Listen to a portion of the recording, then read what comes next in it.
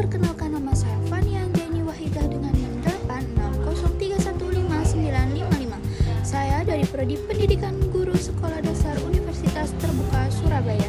Di sini saya akan membuat tugas video filsafat ilmu. Selamat menyaksikan.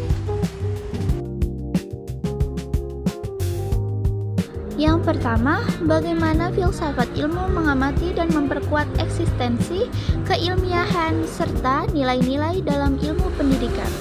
Filsafat ilmu yang berperan sebagai pondasi ilmu pendidikan dengan cara mengkaji aspek utama yaitu ontologi, membahas apa yang dipelajari dalam ilmu. Epistemologi, membahas tentang bagaimana ilmu diperoleh, metode yang digunakan dan bagaimana kebenaran diuji. Aksiologi membahas tentang manfaat dan tujuan ilmu. Nah, dengan demikian filsafat ilmu tidak hanya benar secara ilmiah tetapi juga bermakna dan bernilai.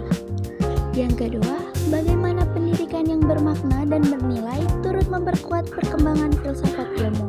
Pendidikan yang bermakna dan bernilai menghasilkan pendidikan yang tidak hanya fokus pada transfer ilmu, akan tetapi juga membentuk karakter dan pemikiran kritis.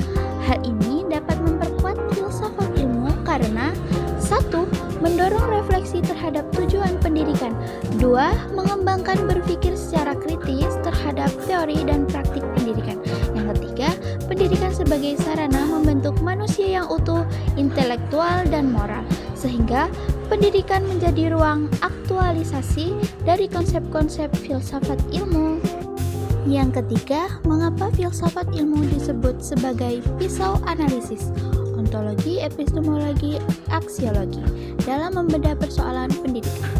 Filsafat ilmu disebut pisau analisis karena digunakan untuk mengkaji masalah di pendidikan secara mendalam, seperti melalui 3 pendekatan, yaitu ontologi, menganalisis hakikat masalah, semisal apa yang dipelajari.